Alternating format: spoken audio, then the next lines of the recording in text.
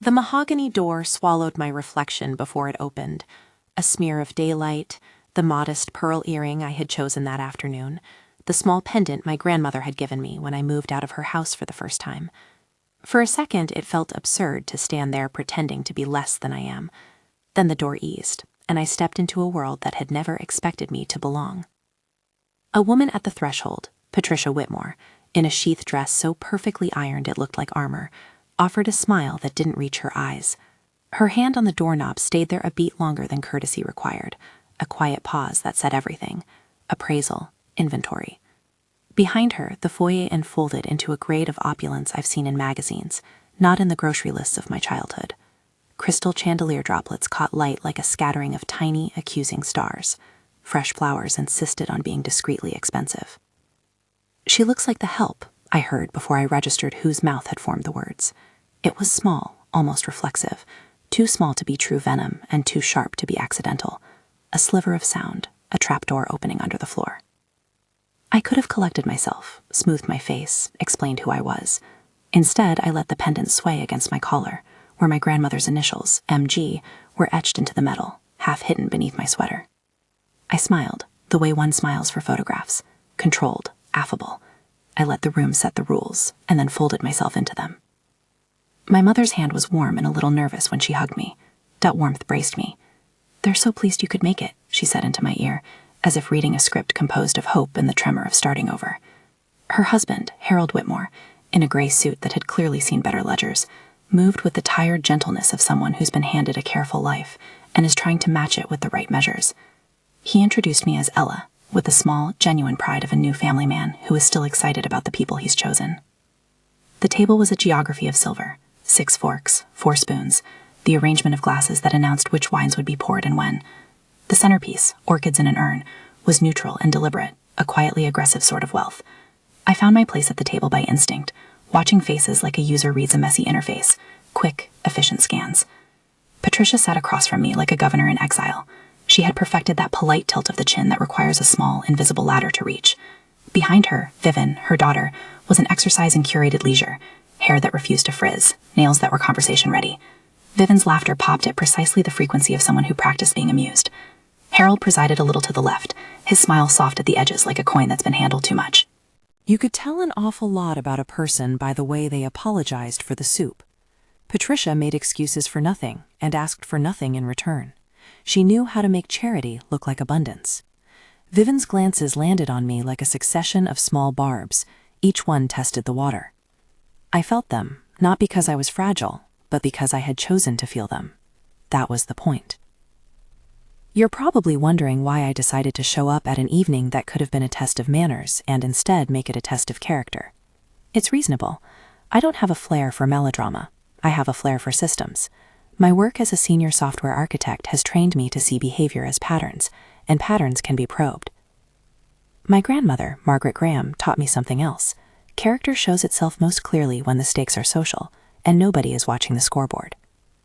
Margaret's apartment was small, full of books and the scent of her tea. She had a way of giving you a single sentence that would stay in your chest for weeks. The day I told her I was going to meet my mother's new husband's family, she handed me that pendant and said, "Let them test you. You'll learn who you want to be when no one's cheering." She didn't mean be cruel. She meant learn who people are when they think they can be themselves. I took that lesson like medicine.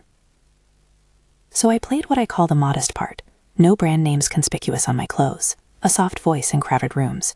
Easy mentions of just helping out here and there, when inside my bank account and the projects I manage are vast enough to buy a small country's internet backbone. I tell you this not to boast, but because the contrast is necessary. The experiment needed a control group, how people behave towards someone they assume to be small when they believe that person will stay small. That difference between assumption and reality is where true colors show. Dinner began with millions of small politenesses that functioned like a minefield, the kind where you accept a compliment and it contains a condition. Patricia praised my family's charming modesty, which read to me like a note pinned to the chest that said, temporary. Vivian asked about my work, the word like a pet name, the kind people give to things they don't understand but need to classify quickly. My mother laughed too loud at something Harold said about the business, betraying the internal compass that had pushed her into that marriage, hope, equal parts fear. They spoke around me, not to me. It would have been easy to flinch. People who spend a lifetime on the top of any ladder get good at testing those below them. a small prod to find out whether you will break or bend. I did not bend. I asked one question about the car line Harold's dealership was pushing. Technical, precise. Vivian's eyes narrowed in a way that said the question was a trap, and she expected blood. Patricia smiled, a practice default. Harold answered graciously, then deflected. I watched the way they moved the conversation away from specifics when detail could be audited. I ate slowly. There was a moment the candles caught my pendant just right, and Patricia's gaze flicked downward. I saw the calculation. A tiny woman, a bigger name, a useful alliance. What none of them understood is that I was the one doing the measuring. If you're enjoying the story so far, hit like and tell me where you're watching from. It helps get these stories to the people who need them. The evening staged itself like a play meant for people who prefer to be recognized by their sofas. Between courses, I watched micro-expressions. The twitch at the corner of the mouth when a past relationship was mentioned. The tiny reflexive eye roll when my mother said something about settling in. They were testing me as well, cataloging stamina and charm, writing notes on a page I could not read. That's how social climbing works. You're tallied in minutes, not years. A toast was proposed, to family, to new beginnings. Harold raised his glass with the sort of earnestness that belongs to men who are learning to say the right words for the first time. The room clinked. I raised my glass like everyone else, but my ears had already tuned to a different frequency. The hallway, where voices softened into conspiratorial drums. I excused myself to the powder room, ostensibly to blot my lip gloss, but really to listen. You'd be surprised at how much people reveal when they assume privacy and safety. Walls give listeners advantage. The right eavesdrop requires patience and the willingness to let your attention be an instrument. There was laughter in the hallway that bled into the sound of scraping silver. Then I heard a voice I recognized. Vivian's, higher, pitched in a way meant to amplify her cruelty in small increments. She's fine for now, Vivian said, the syllables slicing clean. But you know how these things go. If the Castellano deal closes, we'll want... And here she clipped her last word with the precise edge of someone who measures human beings the way she measures contracts. Someone who can... Seal it, Patricia finished, soft as moth wings. We need an image. We need not to be informally linked to anything that might scare the buyer. There it was, the word image like evaluation. My stomach turned not from hurt, but from the mathematics of it. If human lives were digits on a sheet, they were rebalancing an account right now. And Harold, Vivian asked, a smear of concern meant to feel authentic. Is he going to let this go? He seems enamored. Patricia's laugh was a low thing. He adores the idea of family. He wants gratitude. Harold will sign what has to be signed. He always does. But this firm, our exposure, Alexandra is tighter with the Castellanos. If they want depth and pedigree, we give them pedigree. The name slid through the air like a key. Alexandra Castellano. She sounded like a title. In context, she sounded like a currency. I stood with my hand on the sink until the noise from the dining room swelled and pulled me back like a tide. My reflection in the bathroom mirror was nothing spectacular. A woman in a conservative sweater, a pendant too small to be noticed unless someone knew where to look. The whisper of their plan was not a definitive verdict of guilt. It was a motive. People who treat others as placeholders often do so because there are higher-order transactions to be protected. Back at the table, conversation resumed. It was polite and light and laced with 1,000 microaggressions. They kept talking about the presentation and about reinforcing strategy, words that in the mouths of people like Patricia mean personal things, partners chosen for optics, alliances forged so business feels untouched by messy personal ties. I caught Harold's eye across the table and saw a softness there that didn't belong to scheming. He looked like a man who wanted to believe his family would accept, and that made him vulnerable in a way the others were not. After dinner, the group dispersed to the library, a den of leather chairs and books that had been opened once and then politely ignored. Patricia and Vivian spoke in patterns, short loops that kept the center of conversation hidden. I drifted closer under the guise of interest in Harold's latest acquisition, a faded ledger that smelled faintly of dust and, curiously, of tobacco. An old business ledger looks like an artifact. A living ledger smells like decisions. They talked about exposure and the Castellano alignment, as if people could be trimmed and stitched like a portfolio. I could make out enough to understand the framework. The family's business network was courting a much larger partner with the Castellanos at the center of negotiations. Alexandra Castellano's name carried the promise of a deal, a marriage of interests that would bring scale, and the Whitmore image needed polishing to match. The implication was that I was temporary, acceptable while it makes sense, and replaceable once they could land the more suitable bride, by whatever social measure they meant. You could call it betrayal, call it pragmatic, definitions are often chosen after decisions have been made. But it wasn't only social snobbery. There was another note in their conversation that left a different kind of residue. Worry. Patricia's voice, when she thought she was private, ticked into another key. If the dealership numbers leak, she said, if the manufacturer pulls, and there was a pause pregnant enough to be audible, we can't have dissenters. If anyone asks questions, it makes the whole thing look unstable. You understand me? That was financial talk, the sort of thing accountants whisper with the same reverence a priest reserves for scripture. Manufacturer pulls could mean many things, but in context it suggested pressure on a supply line, a threatened partnership, money that might vanish if perception faltered. People with reputations invest in perceptions. When the two diverge, the math gets ugly. I walked back to the dining room with the ease of someone who has practiced casualness until it's indistinguishable from truth. Their words had lodged in me like a splinter. My role at that table remained simple: observe, gather, keep access. There is no nobility in blindsiding people without proof. There is strategy in waiting until the evidence is irrefutable. Over the next hour, they circulated like models on dress rehearsal, each step a rehearsal for a future announcement. Photos might be taken, a handshake staged. I kept my phone face down on my lap, an inelegant but necessary sacrifice to the illusion of simplicity.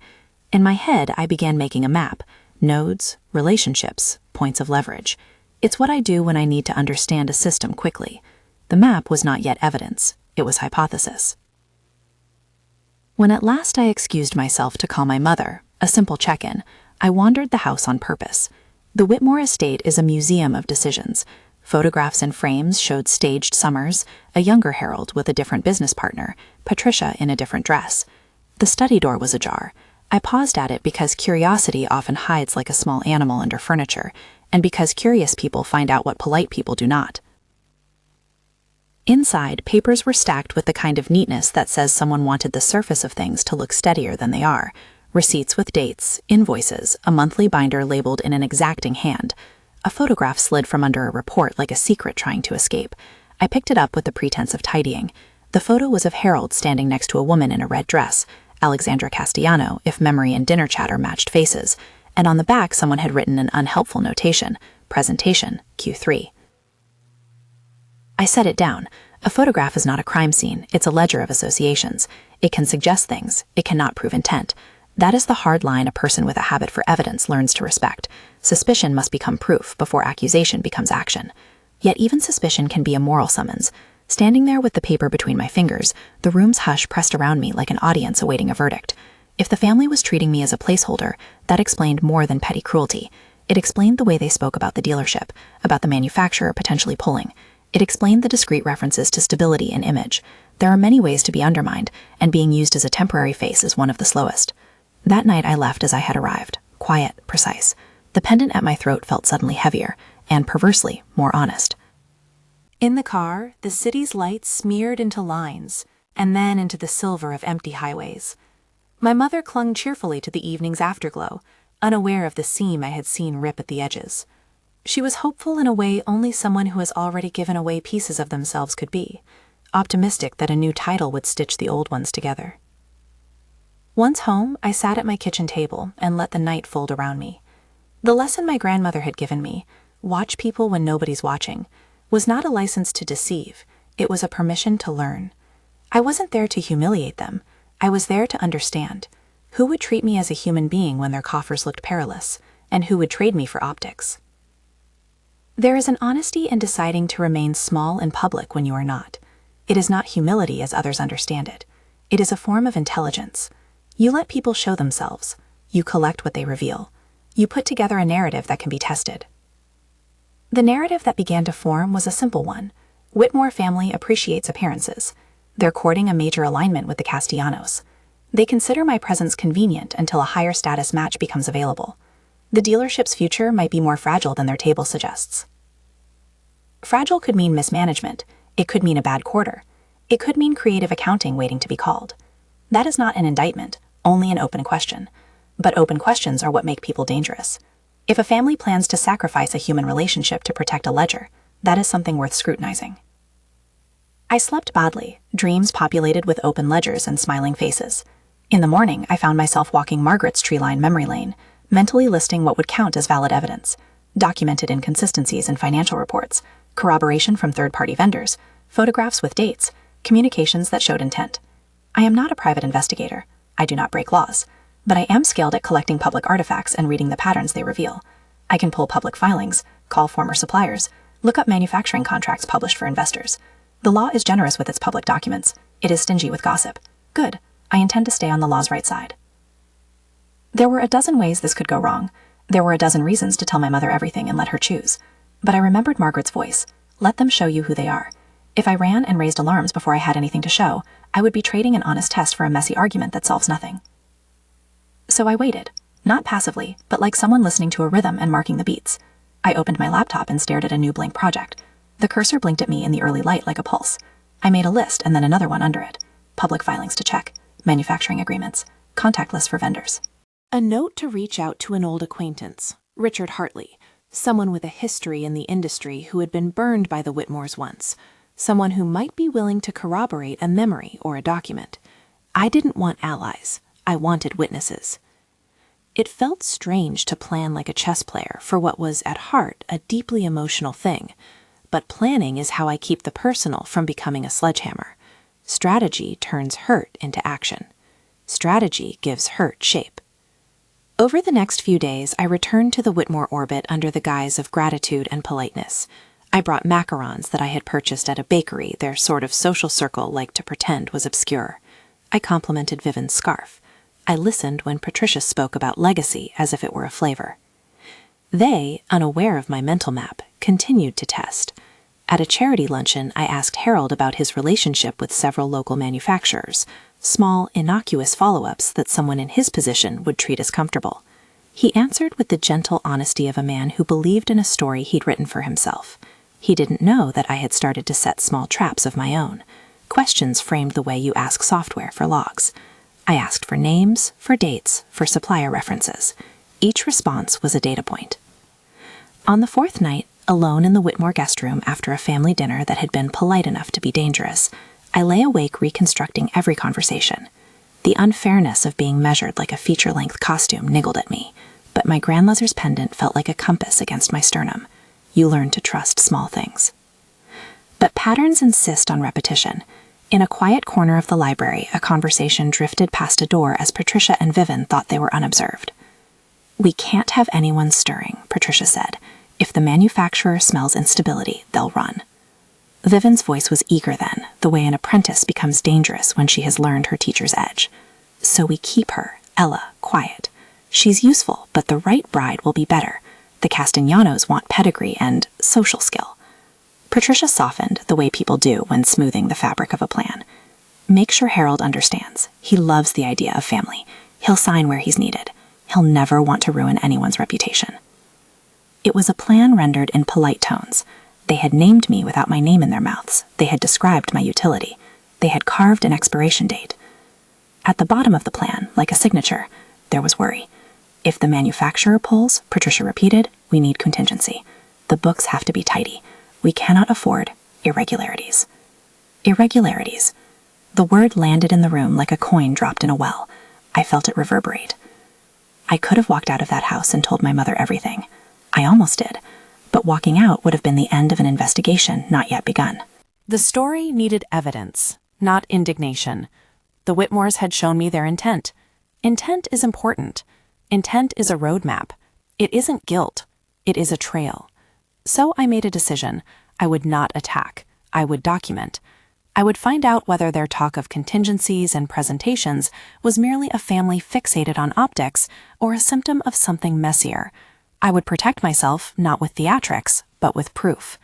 It's funny how method calms the blood. The plan was small and clean.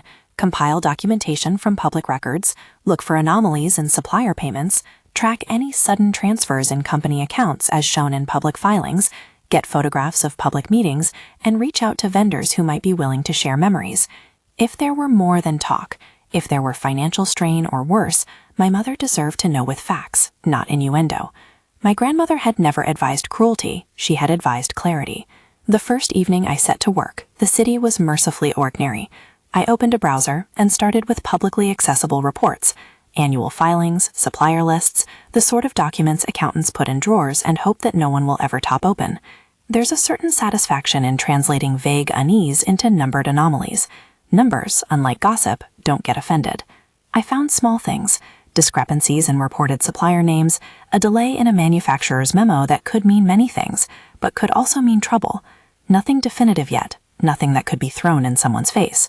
But like a lit fuse, these things suggested potential.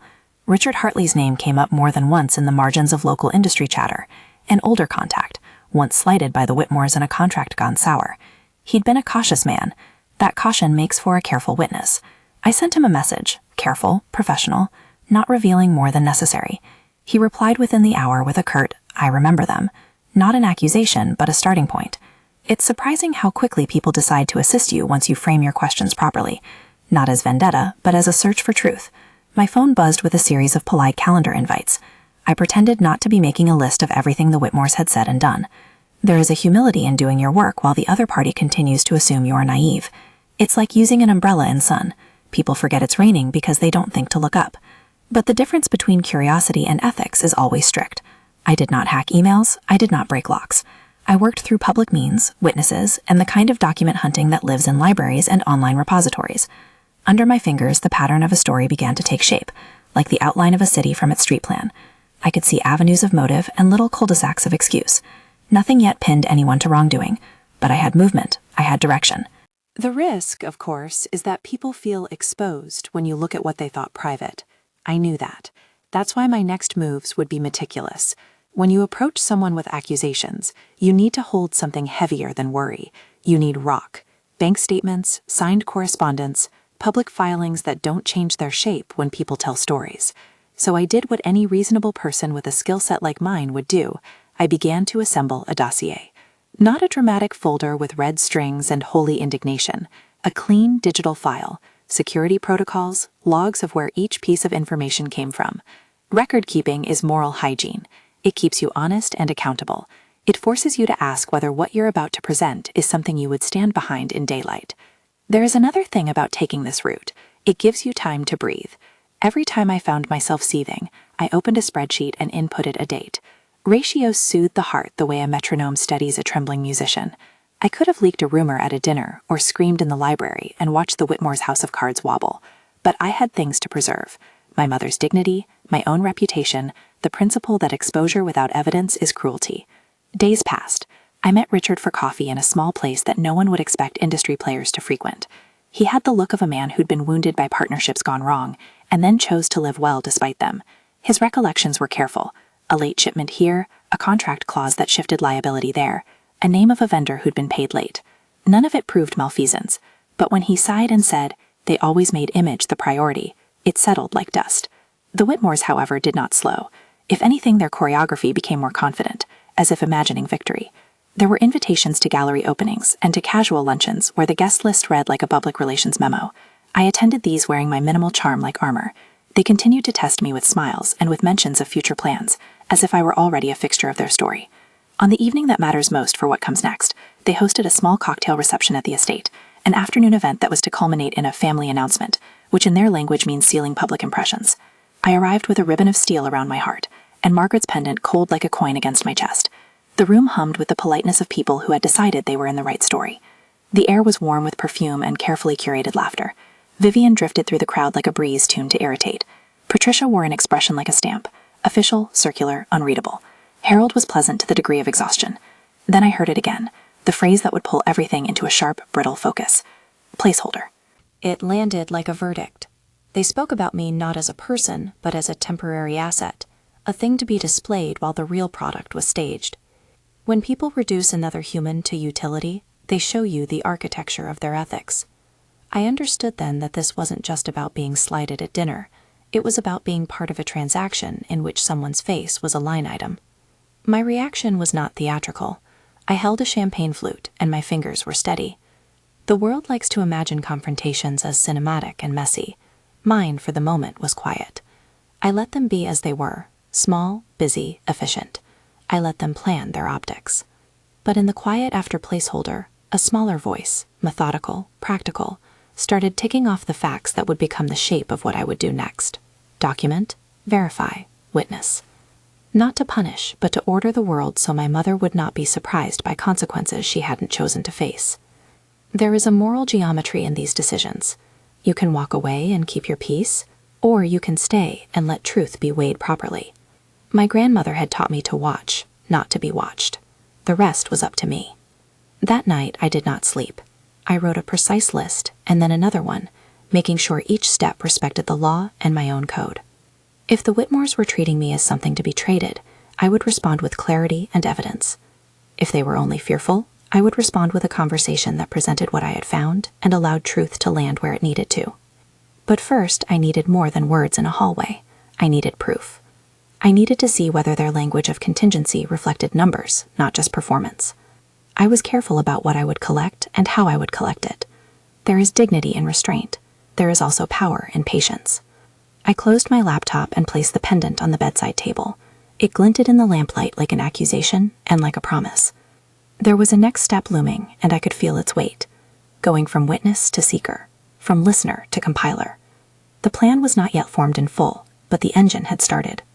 Outside, the night pressed against the window like a hand wanting to be admitted. Inside, the list on my screen pulsed with potential.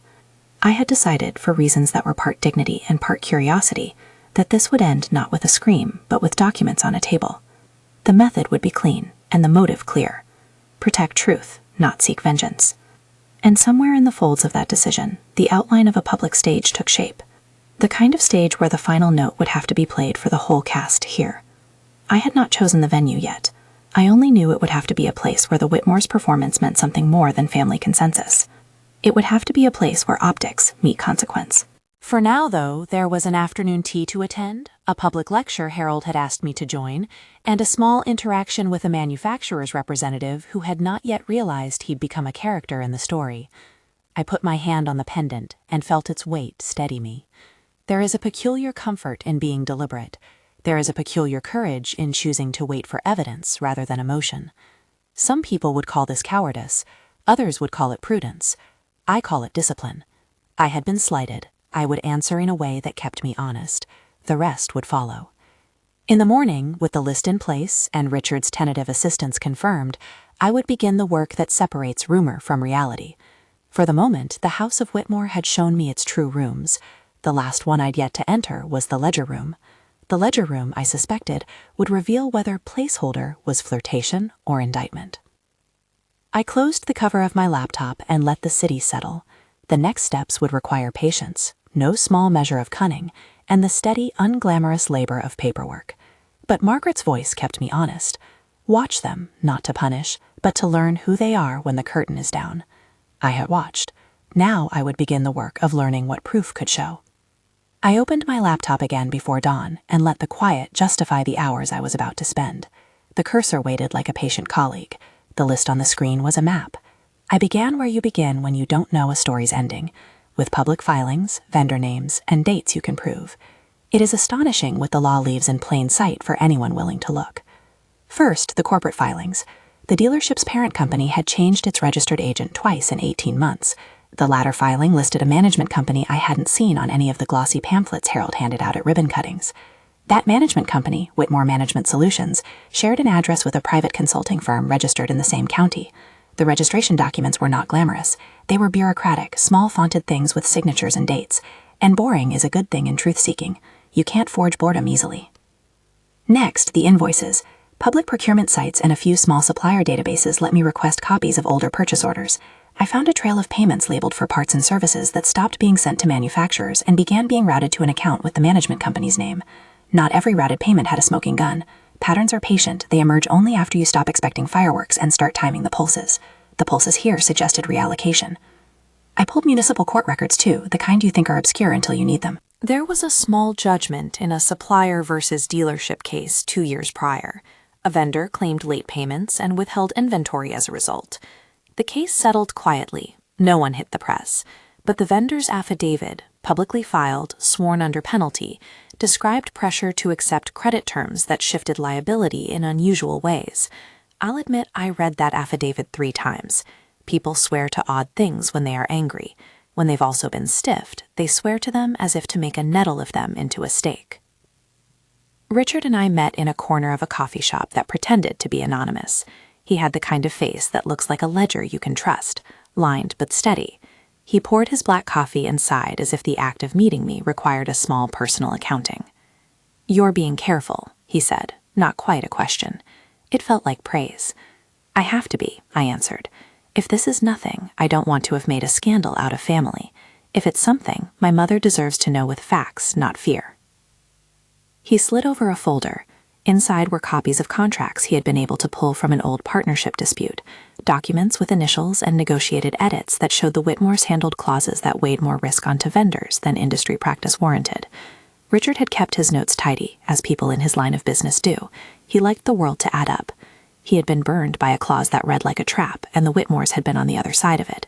He was not vindictive, he was wary. He did not want to be in the story except as a witness. "I'll ask a few old contacts," he said. "No drama. If there's a pattern, we'll see it." I asked him too, discreetly, and left the coffee shop with the folder under my arm and the first ember of a dossier forming in my head. The next days became a study in patient assembly. Scanned documents labeled and redacted, vendor statements notarized where possible, screenshots of web pages with timestamps, copies of the photograph from Harold's study with the back notations, and a string of emails I had been able to obtain through proper channels. Nothing illegal, nothing hacked, nothing salacious beyond what happened in hallways. People often imagine investigators in coats, riffling through things they shouldn't see. My work felt more domestic. Telephone holds, polite requests for information, the kind of small persistence that is mistaken for meekness. A supplier in a neighboring county agreed to speak after we exchanged a series of formal emails. He had been frustrated when invoices were returned with different payee instructions. He told me, in a voice that wanted to be factual and not dramatic, that someone from Whitmore Management Solutions had called and asked them to redirect payments to a new account because that would simplify things on our end. He emailed me a copy of the request, an email with the management company's letterhead and a routing number different from the dealership's bookkeeping. The supplier's tone when he wrote to me was tight with embarrassment. He had been too eager to keep business with the dealership to protest at the time. That routing number matched the account name that showed up in several of the uploaded vendor transactions I had found. The same account's ledger showed transfers between the management account and a small local boutique, with an address that corresponded to a business license in Vivian's name. The license didn't scream scandal, it read like paperwork. But the overlap was a red flag. Management account, boutique with the same county address, frequent reimbursements for event services. I traced those reimbursements back to dates when the dealership's supplier payments had been shortened. The math bent toward a story, quietly. I forwarded my notes to Richard and asked him to share the bits that seemed damning to him. He did. He added a margin note. "This is not proof of crime. It is proof of incoherent bookkeeping and potential conflict of interest." He was careful in his phrasing because he had been on the other side of public fallouts and understood how quickly language hardened into accusation. His reluctance was useful. It kept my dossier honest. There were human witnesses, too. I found a former office manager, quiet, efficient, who had left the dealership under what she described as mutual frustration. She didn't want publicity. She wanted to set the record straight. Over tea, she told me about invoices redrawn without documentation and about the growing pressure to accept alternative settlement arrangements because family cash flow was tight. She used the phrase family cash flow with a mix of ridicule and resignation that made the room feel colder. She gave me copies of internal memos and a note that had been circulated to staff about streamlining payments, which read like executive speak but translated into vendor confusion. The memos were unsigned. They were also dated and stamped by human resources. By then, my mother had begun to sense that something was wrong, if not the details, then the shape of things. She called a few times, voice bright and nervous, occasional bursts of laughter and then silence, as if thinking she might be overreacting. I kept my own counsel. It is a hard thing to have to tell someone you love that the people they've just trusted may be arranging their life like a financial ledger. I wanted to be ready. I wanted to have my facts in clean order. The physical evidence I had accumulated was not theatrical. It was tidy.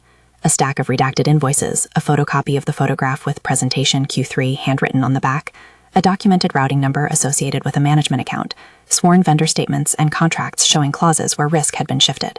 If you pinned them on a table, the table began to look more like a balance sheet than a family keepsake. I added a photograph that had been tucked beneath an old report on Harold's desk, the one I'd found earlier. This one was sharper. Harold standing beside Alexandra at a ribbon-cutting event at a charity auction. On the reverse, someone had printed the word presentation and the quarter. It wasn't an indictment of anything by itself, But when you were building a case in morality rather than law, context weighed heavy. Of all the pieces, that photograph explained motive in a way numbers couldn't. Alexandra's proximity to decision-makers, her mobility between social circles, and the repeated references to pedigree in their conversations suggested what Vivian had said in the hallway. Image matters to them, and a candidate with different connections would be valuable. At first, I considered confronting Harold alone. He had been kind in small ways that night, gentle with my mother, sleepy-eyed, not part of the caustic commentary. But confrontation without evidence is a form of cruelty. I had promised myself the opposite. So instead, I went to him as one person to another, not as an accuser, but as someone who wanted to understand. I asked him politely about the hobby ledger, about the manufacturers he'd been working with, and about Alexandra. His face folded in a soft confusion. "There's a lot I don't know," he said. He looked like a man trying to reconcile being loved for the idea of family with being naive to the ways it could be used. He told me he loved my mother and had been trying, clumsily, to bring their lives together. He admitted he sometimes left the interesting parts of the business to Patricia and Vivian, trusting them to keep the engines running. He did not strike me as villainous so much as a man who had ceded the hard math of life to people who were better at making appearances. He was not an island of integrity. He was a weather vane that had been spun by stronger winds. I told Harold I was looking into some inconsistencies because I wanted my mother to be safe. There was shame in his face that wasn't for his own reputation, but for failing her in the way that matters. He asked what I intended to do. I told him what any prudent person would say. Gather facts, document, and then speak plainly. He did not object. Later, he slipped me a note, an apology that was more for being inattentive than for active harm. That exchange stayed with me. It narrowed my aim. This wasn't about toppling a man. It was about ensuring my mother wasn't a collateral damage in a business strategy she had not signed for. In the weeks that followed, I continued to play small and keep access. I smiled, I complimented scarves, I asked about recipes and garden beds. People relax when they think you're simple. That relaxation is a window. Richard cultivated his own contacts, a former supply chain officer at a related company who agreed to look at the documents. He called it red flag analysis, clinical and calm. She looked at the flow of funds and the matching invoices and told him what I already suspected. There were anomalies that warranted further inquiry. She recommended we speak to the manufacturer's representative officially if the paper trail continued to point toward instability. I wrote down her exact words and put them in the dossier. There was a single moment when practical strategy bent toward ceremony. The family announced they would host a dinner at the art museum to introduce the renewed family union to key business contacts. The event promised soft lighting, catered canapes, and a few speeches. It promised more, the chance for the Whitmores to stage their image in public, and for a manufacturer representative to be present, as a sign of confidence in the business's future. I understood, without theatricality, that such an event was the perfect place to present the evidence. If their image was a currency they were trying to exchange, this would be the market. I told Richard what I was thinking. He did not smile with glee. He steepled his hands and reminded me to be careful. "Public exposure can burn people," he said. "You want to incite oversight, not ruin. Keep the tone factual." "Factual," I said. "Calm, no theatrics." He agreed to be there as a corroborative witness in the wings. He offered to coax a few of his contacts to be present in the room so the documents couldn't be dismissed as private vendettas. He had a friend on the board of the local business association who owed him a favor. The friend said she would attend. The presence of people who cared about the truth for the health of a market is a subtle check. It changes how rumors translate into action. The night of the museum dinner arrived like an actor walking on stage. The Whitmores had rented the central hall, and modern sculptural pieces made curious shadows across the guests. A string quartet leaned into the edges of conversations. Crystal glasses winked. I wore the same modest sweater and grandmother's pendant. The pendant was not an instrument of trickery. It was a reminder of the ethic I was following. If I'm honest, I also liked the absurdity of looking deliberately small in a room full of people who measured everything by scale. Patricia had constructed an introduction that sounded like a press release. She called the group together and spoke about new beginnings and trust. Her voice was polished to the point of being slippery. Harold stood beside her, smiling with a hopeful vulnerability that always made me ache. Vivian fluttered at the edge, radiant in the way practiced charm reads as natural. I listened as the room leaned forward when Patricia's words smelled the applause. After the initial toast, the manufacturer's representative arrived, a man named Mr. Keller, whose handshake was the sort that felt like a business memo, efficient and succinct. He spoke with the sort of polished diction people use when their statements will be quoted later. He made the sort of small talk you expect at a room full of patrons, and then, at a nudge from Patricia, offered an encouraging remark about continuity and supply chain strength. The remark was pleasant enough as long as his words could be trusted. I had my evidence arranged in a single folder, redacted where necessary and marked clearly, verified records redacted. It was not a theatrical folder, it was functional. I also had a printout of the photograph from Harold's study and copies of the invoices and routing instructions that linked the management company to vendor payments. I had, carefully, an affidavit from one vendor swearing to the chain of events when asked by his attorney to document attempts to reroute payments. I had Richard's note, an external analysis in his own professional tone. I had my notes about overheard language, which I framed carefully as corroborative anecdote rather than proof.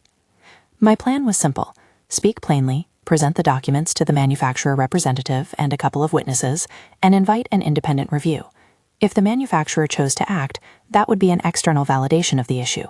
If they declined, I would still have made certain my mother and I had done everything we could with the evidence. The moral limit I'd set for myself was clear. I would seek oversight, not humiliation. The moment came between a speech about family and a performance piece meant to remind donors why the museum mattered. I stood up, voice steady. People look at you the way a security camera watches when you stand in a museum. Polite, curious, a little wary. I did not shout. I did not wag a finger. I simply said what my grandmother had told me about watching and then moved into evidence.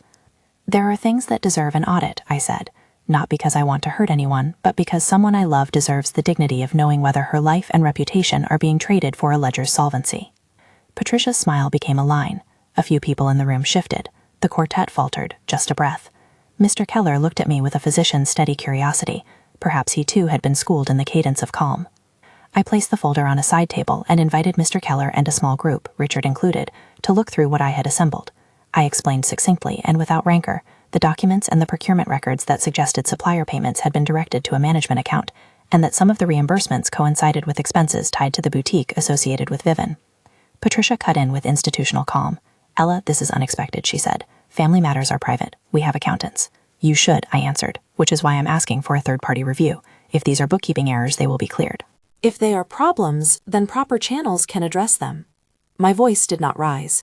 It was a voice that had rehearsed the difference between righteous anger and effective action. Her daughter tried to laugh it off, a brittle sound. "Is this a performance?" Vivin asked, her tone asking the audience to confirm that she was the victim of a prank. People want to believe the neat narratives that keep them comfortable. The room's first impulse was to categorize my speech as an oddly timed personal grievance. But the vendor's affidavit I had stapled into the folder, and Richard's files were in that table. Mr. Keller read. His face shifted, the way it does when you are scanning financial statements for risk and find an irregularity you can't explain away with a spreadsheet. For a second our eyes met. His expression registered the awful little thrill of someone who has been handed a problem they didn't know was theirs until the moment it is. He excused himself under the pretext of a phone call. He stepped into the gallery entrance and spoke, low-voiced. Within 30 minutes, something sincere and unstageable had happened. His phone call had turned into a demand for immediate due diligence. He returned and asked to speak privately with Patricia and Harold. The exchange was brief, and Mr. Keller said words that made people's faces go pale. Headquarters will need to review contracts, and we cannot proceed without confirming the supply channels. That phrase, confirming the supply channels, landed in the room like a stone thrown into a shallow pond, small at the edge but sending concentric waves. I did not need applause. I needed verification and provisional action. That happened faster than any inner dramatist had imagined. Mr. Keller, unusually blunt, told Patricia that their regional office would be conducting a preliminary review, and that anything that suggested supplier payment to regularities could delay or alter procurement commitments. For companies like his, image is a form of risk management. If a partner's books are messy, the partnership's value erodes. Patricia tried to recover with a smile that had the stiffness of a page turned too quickly. "This is an unfortunate surprise," she said. "We can clarify." "Clarify with independent oversight," I said, "and allow any vendors who wish to speak to an auditor to do so." There was a flurry of private conversation. I felt the room tilt to a different gravity. People in the room began to murmur about audits and schedules. Richard moved close and murmured, "You kept it tidy." He did not use the word triumph. He used the word tidy, which felt like praise for doing what facts required. Patricia left with Harold for a whispered conversation in a corridor. Vivian's face was a careful model of indignation. I did not give them the joy of spectacle. I handed my mother my coat and kissed her cheek. She looked at me with bewildered affection and asked softly, "Ella, what did you do?" "I ask for clarity," I told her, "for both our sakes." She squeezed my hand in the crowded room and then walked away with Patricia and Harold, a small, uncertain smile that was half pride and half fear. People you love can step into strange storms and still expect calm to prevail on the other side. If we were lucky, that would be true here. The next 48 hours were a study in the slowness of public processes. Within a day, Mr. Keller's regional office emailed the Whitmores requesting an independent audit of supplier records and a confirmation of banking relationships. Internally, the dealership's CFO, who had appeared distracted in the past, sent a terse note acknowledging receipt and promising cooperation. The manufacturer did not publicly pull anything. That would have been a dramatic clause unavailable without direct confirmation. But the effect was clear. Negotiations were on pause pending clarity. For Patricia, the pause was a wound. For my mother, the pause meant questions she had a right to ask. The local business journal contacted me for comment, and I gave nothing beyond what was already public. I had presented documents and asked for a review. The journalist's email asked whether I had wanted a spectacle. I replied that I had wanted truth. A journalist's instincts are never kind to nuance, but the piece that appeared the next day, measured with quotes from Mr. Keller about standard due diligence, kept the focus on the need for transparency. The headline read, in diplomatic terms, that a local family's business has been asked to clarify vendor payments. That was as blunt as the public needed to be. Inside the Whitmore household, everything accelerated. The suggested audit meant accountants combing ledgers, suppliers calling with questions, and Harold appearing more alert and harrowed than I'd seen him. Patricia moved through the house with the air of someone trying to press invisible cloth over a spill. Vivian's charm thinned into rust. A week later, a small supplier publicly filed a complaint citing irregular payment routing. The complaint's text referenced the management company's account and attached copies of the invoices I'd found. That lawsuit was not a criminal indictment. It was a civil claim, a vendor asking to be paid what was due. But in the world of commerce, civil claims are the first tremor. They suggest friction that can become larger if left untreated. Meanwhile, behind the scenes, the audit uncovered accounting entries that required explanation. The dealership CFO presented an internal memo that admitted errors in payment routing and promising corrective steps. Patricia's public statement framed the issues as administrative oversights. She spoke with calm conviction and the practiced ease of someone who knew how to manage optics. But those statements did not stop the vendor notices or the manufacturer's demand for more thorough verification. If Patricia had expected her smile to be sufficient, she had underestimated how stubborn documentation can be. The personal cost of all this unfolded quietly. My mother, who had been luminous at dinner tables, grew pale with the strain of shifting between the role of bride and the role of a woman now facing the consequences of her family's decisions. Harold retreated into listening, which felt to me like grief. Vivian roared in private, anger, then bargaining, then frantic charm. Patricia scanned for allies. I never wanted to be the person who ruined someone's life. I wanted accountability. The difference in the end is intention. When public systems start to ask questions, people have to answer. When they cannot, consequences flow from the gaps. I had watched them calibrate others like dials. I asked the world to calibrate them back. There was one afternoon, though, that became a private reckoning. I found myself seated across from Harold in the dealership's small, glass-walled office. He was the sort of man who found leadership thrust upon him late, like a suit he had to learn to wear. He looked worn but candid. "I'm sorry," he said simply, "if any of this has touched you or my wife." "It has touched my mother," I corrected gently. "Not as an abstraction. Her. She loves you. She deserves to know whether she's been used." He lowered his head. "I didn't know about the routing to the management company. He searched for the words, if I've been sleepwalking into other people's decisions, that's on me." "Then wake up," I said without malice. "Help make the audit clean. Help give her the dignity of truth." He nodded as if a decision had been made. The man who had introduced me at dinner as Ella needed to choose which weight to bear. The ease of being steady in a house built for ceremony, or the harder work of being present for the math. He chose the math. He called the accounting firm recommended by the manufacturer and insisted they be allowed unfettered access. A month later, that insistence would matter. As for Patricia and Vivian, their theater of counterstatements wore thin when a handful of suppliers corroborated the invoices and routing mistakes. The story shifted from being about a daughter who felt slighted to being about a family's business operations that needed correction. That is the small miracle of paperwork. It is stubborn, it refuses to be what people wish. Still, the emotional toll hummed over everything. My mother sat with me on the back steps of my apartment building one night, and we talked not about invoices, but about what comes after trust has been bent. She was clear-eyed and she was hurting. "I didn't think they'd do this," she said.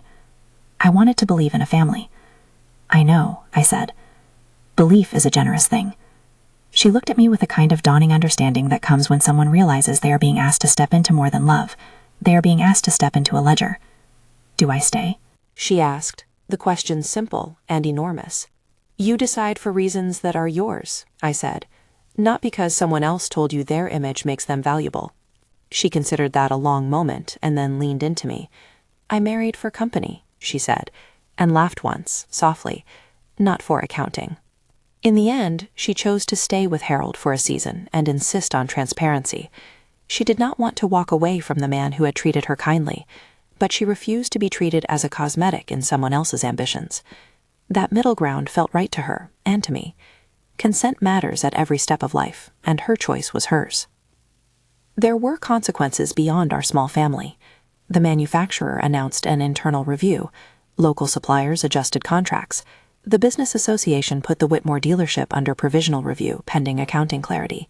No dramatic arrests, no soap opera headlines about villainy, just the slow mechanisms of markets doing the thing they're designed to do, adjust when risk shows its face.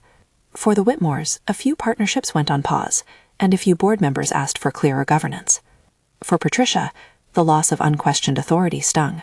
She retreated into the language of apologies, and apologies are a peculiar currency. They can buy forgiveness if paired with change, or they can be treated as empty gestures when they are not. Vivian felt the loss of certainty most keenly. People accustomed to being counted on a page hate being relegated to footnotes.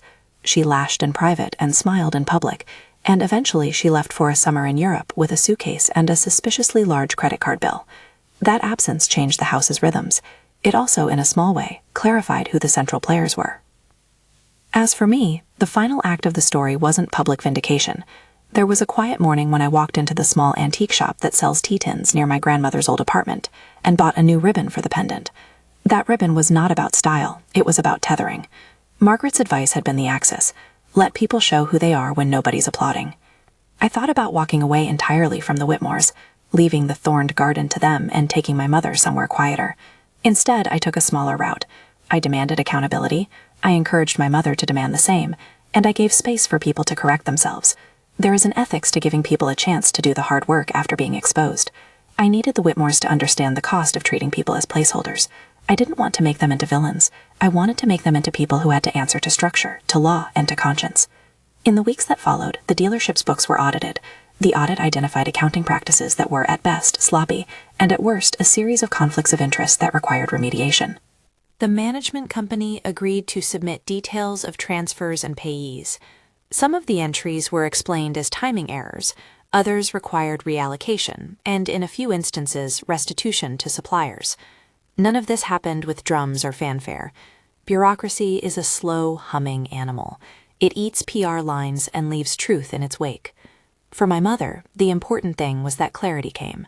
For Patricia, the important thing was losing a little of the absolute control she had relied on. For Harold, the important thing was waking up and learning to attend to his company. There was one small moment that felt like a coda. A local news item ran with the headline that the Whitmore dealership was undergoing an audit and that the manufacturer had requested a review of procurement processes. The article included a neutral quote from the manufacturer's regional office about standard processes to protect supply chains. The public does not always need a moral. Sometimes a fact will do. I did not stand on a stage and demand apologies wrapped in theatrical flourishes. I did not humiliate anyone into confession. I presented evidence, asked for an audit, and allowed oversight to do its work. That measured approach kept me honest. It also kept me unsated. Revenge is a shallow thing. Justice, even when incomplete, lasts longer because structure supports it. In the end, I walked away from the Whitmore event with the same quiet dignity I'd carried into the mahogany foyer months before. There was no trophy, only the knowledge that my mother would not be kept as collateral for someone else's image. There was also the personal knowledge that a woman could be both modest in public and fierce in private. That is not a contradiction, it is a strategy. The aftermath had more subtle textures. Harold and my mother worked on restructuring how their household finances were managed, bringing in an unbiased family accountant and setting up clearer reporting and transparency with vendors. Patricia took a sabbatical from public duties and engaged with governance changes in the company. Whether that would lead to introspection or re-entrenchment remained to be seen. Vivian, for all her bluster, had to confront the independent scrutiny that had followed her, scrutiny that she had rarely experienced in her embedded world of advantage. Margaret grew proud in a quiet way. She called me and said, in her small sentence style, "You were right to watch. It is an odd thing to be praised for exercising one's dignity. Grandmothers have a way of making you feel seen for the things you thought you had to hide." For myself, the story ended with a modest return to routine. I went back to work, to code, to designs that made accidents improbable and systems elegant. You can only fight a social architecture when you remember how to build. My grandmother's pendant stayed against my chest. Sometimes I traced its edge with my thumb like a prayer. There are lessons I kept like small coins in my pocket. First, watch people when there is no applause. Second, documentation is the greatest equalizer. Third, the goal of exposure should be truth, never cruelty. There is a moral power in reserving your own vindication for the day when facts can do the speaking. And finally, dignity is not a performance. It is a choice made in the small spaces where no one is checking a phone or an audience is not keeping score.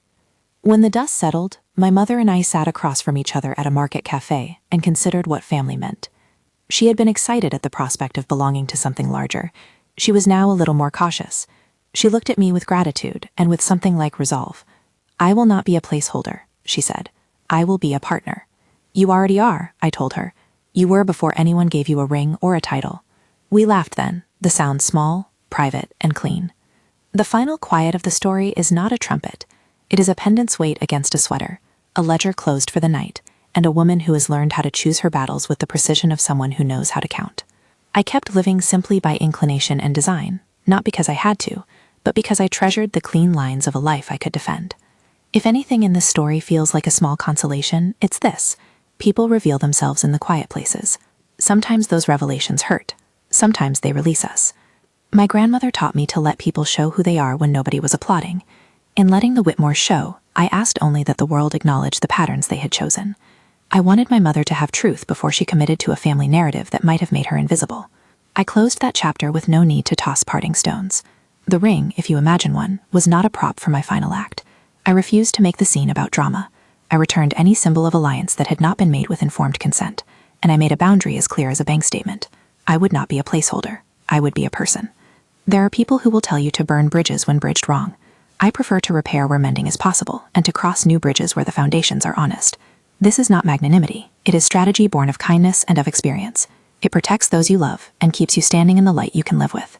Finally, I've had a few people ask what they should do if they suspect they're the person being kept while others are arranging for their social capital. My answer is the same one Margaret gave me. Watch who they are when there are no spectator seats. Document what you can without breaking the law, and ask for independent oversight when patterns become evident.